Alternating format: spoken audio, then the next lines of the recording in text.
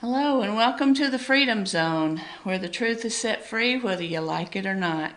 I'm your host Candace, and I'm here to talk with you today about a few things you may or may have not have noticed in the news. I'd like to talk first about the Democratic debates, which, did you watch it? I didn't, and this is why. Back when I first started in the ninth grade, we had an algebra teacher. He was our headmaster, and he did a little quote for us about how he didn't want to be wasting his time trying to teach us if we weren't going to listen. And it's from the Bible, and it says, "Cast not your pearls before swine, nor give that which is holy to the dogs, lest they turn and rend you." So I didn't spend my time casting my pearls or attention on these bozos and that are running for president. They all have the exact same thing to say. They all agree with each other. They're all lame. And it's just crazy to even bother. First of all they can say is Trump, Trump, Trump, Trump, Trump, Trump, Trump. I mean, it's like they're in love with the guy. So, it's like a 12-year-old with some sort of crush, and they're all up against Trump, and he's just terrible and blah, blah, blah, and who cares? So that's why I didn't cast my pearls before swine, and I encourage you not to do that either, because it's going to be a serious waste of time. What we'd like to talk about is something that means something and is worthwhile. So first we're going to talk about one of the issues that the candidates like to talk about a lot. Those that don't understand that money doesn't just come out of your ear and you give it away as you want. Student loans. A lot of people have student loans, and unfortunately it's stunted the progress of many graduates because they've got so much that they owe. They're not able to buy a home or start a family, anything like that. So this is something you may not know, that when students who are very good about paying their student loans make a payment, guess where that goes? It goes to Obamacare. Did you know that? The government borrows from the Fed for student loans at 2.8%. It charges the student 6.8% and makes a 4% profit. According to The Hill, 8.7 billion goes to pay for Obamacare. 10.3 billion goes to pay down federal debt. 36 billion goes to Pell Grants, and currently the Democrats are trying to get rid of people's student loan or help them with something with the student loan. And I understand that desire. However, the rest of us have either paid our student loans or paid for our college outright and tried to get a degree that was not underwater basket weaving or something else totally lame that would never get them a decent job. So, it's hard to find sympathy when you've paid your way and now they're wanting to cut everybody's debt. And I know that it's a burden, and I know that college is expensive, and I know that everybody needs it, but this isn't the way. So that's another Democrat foible, and we'll go on to the next one, which is Mitch McConnell had to call out the Democrats on Fox and Friends Sunday for working against funding the humanitarian aid at the border. He claims that they all have Trump derangement syndrome, and that's the cause of them being unable to do anything. To that I say, duh. And they did pass one in the Congress to help the people at the border that have come in illegally, I might add. And illegal means outside of the law. It doesn't mean inside of the law where you are legal. It means you are outside of the law. So, now that we've got that straight, the House has passed humanitarian aid, and so has the Senate, and they've vowed to try to work together to make one bill instead of two separate ones that will actually fund the situation. Speaking of Trump derangement syndrome, something awful happened in Chicago this week. The president's son, Eric Trump, was at a high-end restaurant in Chicago called the Aviary, and a waiter spit in his face, and that's a waiter that was a female. And I don't understand where his Secret Service protection was.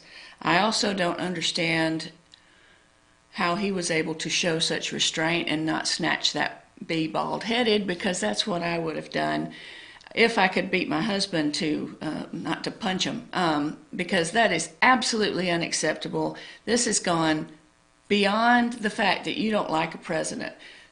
I've been happy with a couple of presidents in my life, but I certainly never would have ever, if I had had the opportunity to see or meet the president or his family, I would have been polite. I would have, been very, very nice. I certainly would have never spit on anybody. This has gone beyond unreasonable. They need to have consequences.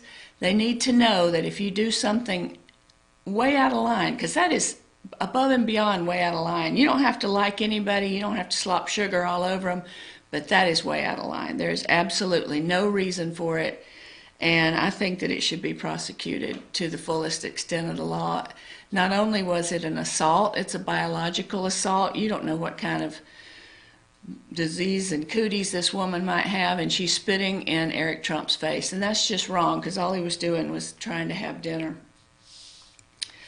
We're going to move on to Nancy Pelosi, who in her normal delusional way can't seem to understand why immigration laws need to be enforced. She's speaking about the Trump decision to deport people who have already had all the due process they can have. They are either convicted of crimes, or they're not here illegal. They're not here legally. Their asylum claims have been denied.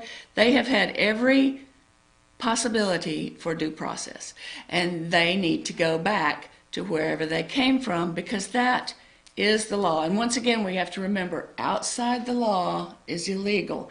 Inside the law is legal, and they're not that. And she just can't seem to understand the motivation for upholding this law. At the same time, she weeps and she wails about immigrant children as she okays abortion at birth.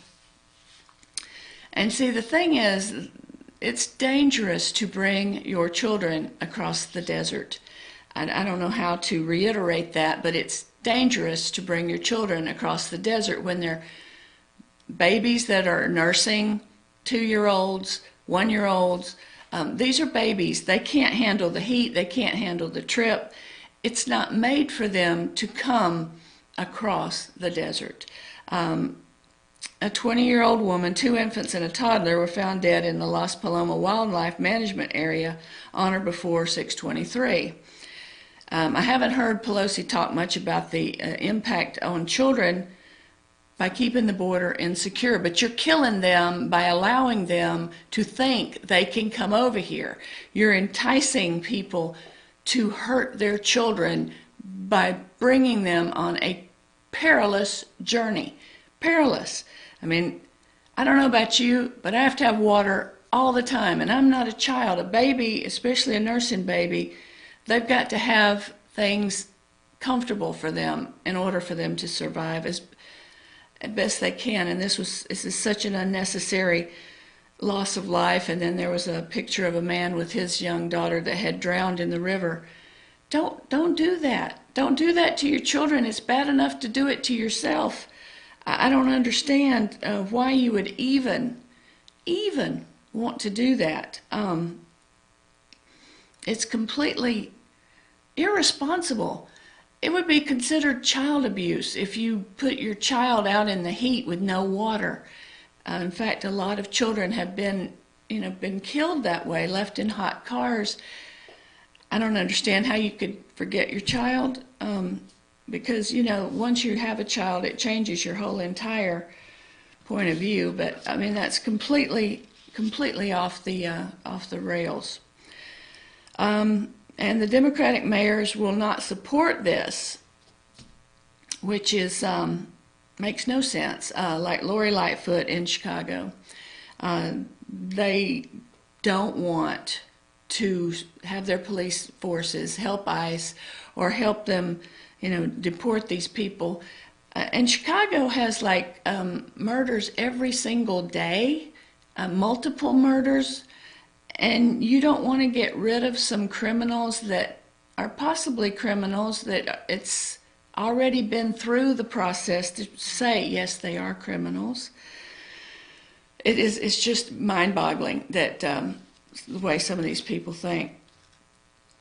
Another person, or not a person, but a website that has made their political views known is called Ravelry.com, and it's a knitting site, as in knit one, purl two.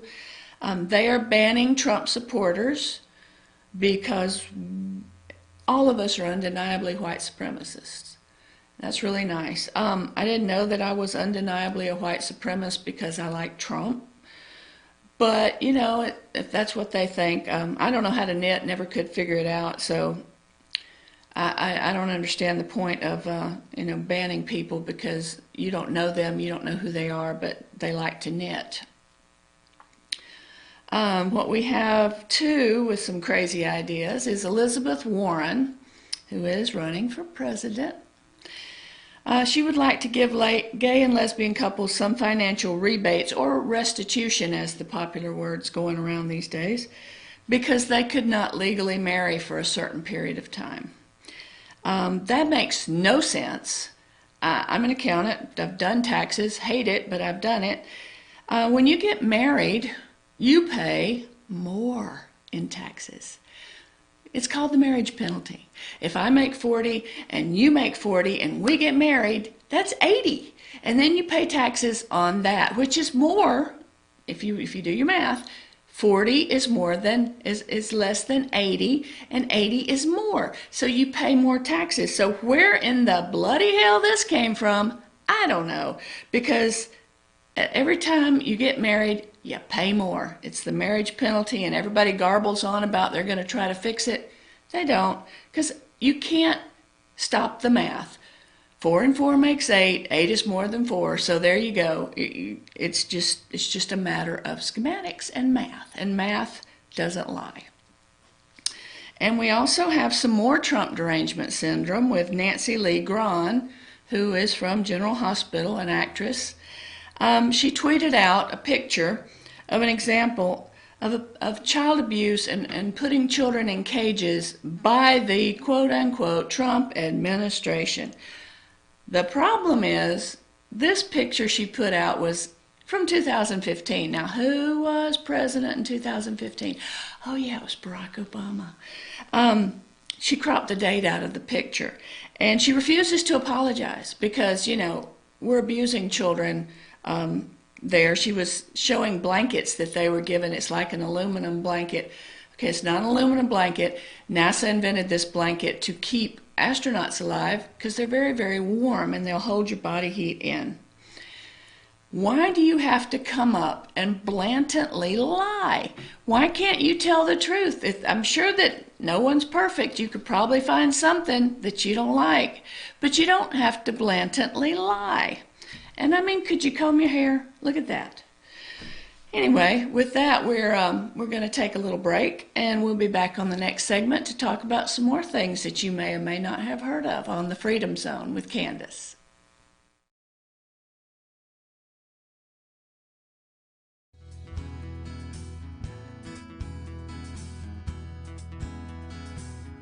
Hello, my name is Chad Watkins. I'm the manager at Larry's Body Shop. We are a family-owned and operated business and have been serving the North Georgia area since 1978. We are located at 1216 Progress Road in LOJ, Georgia. Our shop specializes in collision repair, and we work with all major insurance companies. Larry's Body Shop is ICAR Gold, the highest role of training recognized by the collision repair industry. It is estimated that only 10% of collision shops meet these standards. Our shop consists of state-of-the-art equipment such as laser measurement system, downdraft spray booth, spot and MIG welding equipment. All of our paints are mixed on site so that we can guarantee your paint to match every time. I know that having an accident can be a stressful event. We take pride in making sure our customers are satisfied with the repair of their vehicles. Our waiting area is clean and comfortable with free Wi-Fi and refreshing beverages. So if you're in an accident, stop by and see us at Larry's Body Shop. Mattress Lady, and this is my husband Gary, owners of Mattress Overstocked and LJ next to Walmart. And we want to earn your business. From the time you walk in our door to the time we deliver your new mattress to your door, you will see the difference. Our selection and prices are the best in North Georgia, and customer service is our top priority. So y'all come on in and let us help you find the right mattress at the right price. That's Mattress Overstocked and LJ next to Walmart. Circuit World, with multiple locations to serve you in Murphy and Franklin, North Carolina, Blairsville, Blue Ridge, and Ellijay, Georgia. Locally owned and operated since 1985. Appliances, electronics, and furniture. Name brand products like LG, Samsung, Dell, Whirlpool, Ashley, Catnapper, and more. No credit check, only 10% down on furniture, and only $10 down on any new lease purchase. Mention FYN10 for your special deal today at Circuit World. In 1981, Reed Nicholson began selling tires out of an old barn in Mineral Bluff. Little did he know that he had just laid the groundwork for the most trusted names in automotive services in the Blue Ridge area. In 1997, Nicholson Tire Center became what it is today, holding the same values of faith, family, and great customer service. 2 locations to serve you, and the Blue Ridge location is currently expanding to offer fast service and the largest U-Haul provider in Georgia. Nicholson Tire Center, Blue Ridge, and Mineral Bluff.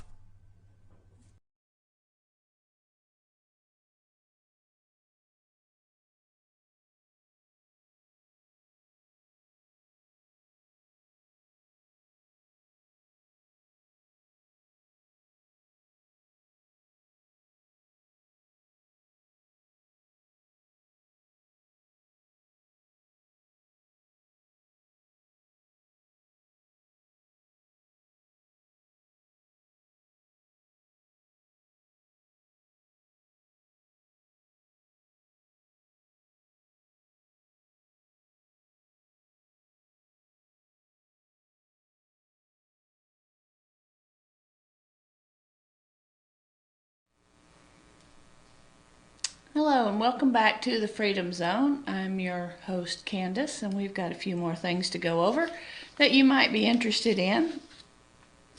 Our favorite big mouth is back. Alejandra Ocasio-Cortez is back in the news, and this time she's tweeting out instructions to illegals as to how to avoid ICE and immigration officials. Now, is this legal? Best of my knowledge, she swore an oath on a Bible that she would enter the Congress and protect this country from invaders or terrorism and threats, foreign and domestic. So again, we have to ask ourselves, is this legal? Why is she getting away with this? And if she's not there to uphold the law, why is she there? Is she still, as I contend, just an attention whore who's going to do things to get attention? Doesn't matter if it's good or bad. Or the new conspiracy theory I heard lately that she's an actress hired by the Democrats to get attention as well, which pretty close to the same thing, only maybe just a difference in category. I'm not sure. I wanted to also bring up that Wayfair, who a lot of people order things from online, had a difference of opinion with their management. Their management had gotten a contract from the government to buy beds for the poor children that Trump is putting in cages, quote unquote, at the border when they come over illegally.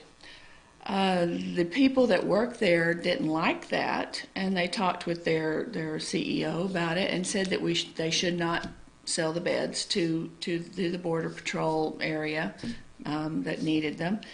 The CEO said, no, I'm going to sell them, and they had supposedly staged a walkout yesterday.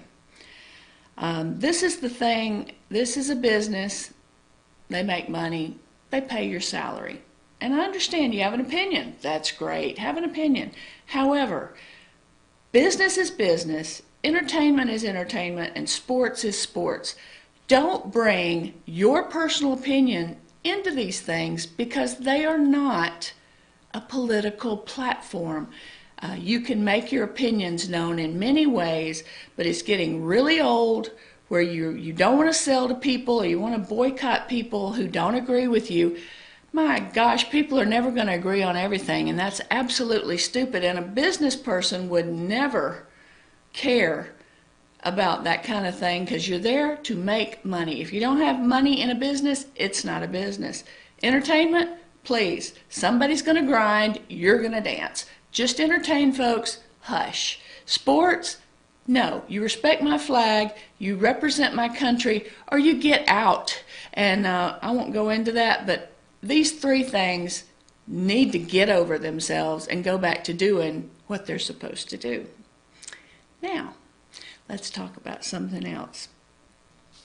It appears that Jared Kushner is working with the Palestinians and, of course, other people in the Middle East to try and bring peace. One of his recent quotes is that the U.S. does not, and I repeat not, have to help the Palestinians. He said that they were told that if they continued to criticize our policy, their aid would be cut off. And it was.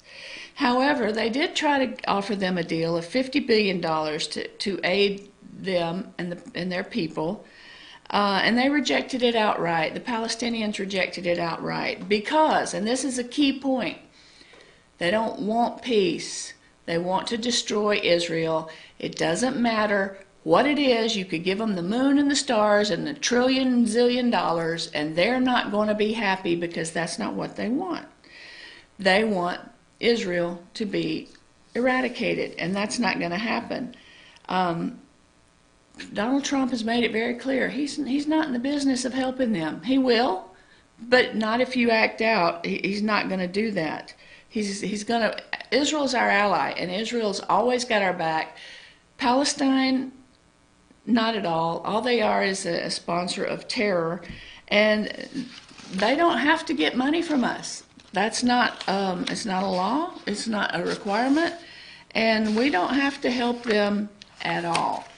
So they're still out there complaining, and $50 billion would go a long way to help them. They don't want it, because that's not what they want. They want to just tear Israel down, and that's not gonna work. So on the Middle East, we're still talking about that. Iran has been in the news lately. You might have noticed. Not only did they shoot down our drone, which I think our president showed remarkable restraint in not blowing them up into glass, which we can. But they're acting out because they are doggone broke. The sanctions are really, really pinching them hard, so they've resulted to calling names. According to Rouhani, Trump's White House has mental retardation. Now, that's a very un-PC word. I don't know if the word's gotten to him or not, that's an ugly way to say things. We're mentally challenged now. We're not retarded. But Trump figured out an even better way to pinch the Iranians. He went and got sanctions on Rouhani's personal money. So he can't go to these five-star restaurants and spend his people's money anymore, because he's doggone broke too now. Not only the country, but him. And it gets pretty personal when you pinch somebody's pocketbook.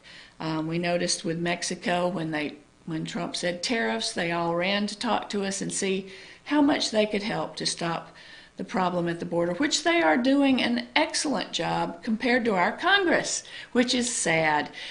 Mexico sent 15,000 troops to the other side of the border, right there where people cross over, and are helping deter them, and also 6,000 troops to the Guatemala border, which also is for deterrence.